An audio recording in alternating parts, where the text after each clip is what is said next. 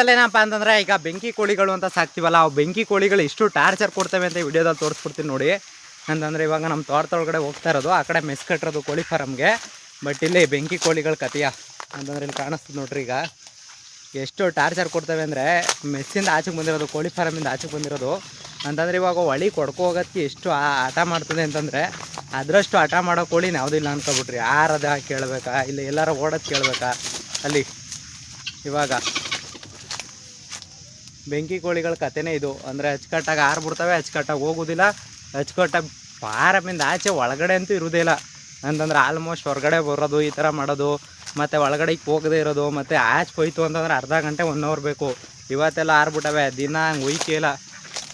ಇವಾಗೆಲ್ಲ ಒಳಗೆ ಹೋಯ್ತು ಹೊಸಿ ಪರವಾಗಿಲ್ಲ. ಬಟ್ ಒಂದೊಂದು ದಿನ ಆರ್ತು ಅಂತಂದ್ರೆ ಅಚ್ಚುಕಟ್ಟಾಗಿ ಹೆಂಗೆ ಬೇಕು ಹಂಗಂಗೆ ಆರ್ತಾ ಇರ್ದೀಯ. ಇವತ್ತು ಹೊಸಿ ಒಳಗಡೆ ಹೋಗೈತೆ, ಒಂದೊಂದು ದಿನ ಅಂತೂ ಕೇಳಂಗೆ ಇಲ್ಲ. ಇಲ್ಲಿ ಬಂದ್ಬಿಟ್ಟು ಆಟ ಆಡ್ಸೋದು, ಮೆಸ್ಸಿಂದ ಆರ್ಗೋಗೋದು, ಮತ್ತು ಈ ಥರದ್ದು ಮಾಡೋದಂತೂ ಭಯಂಕರ.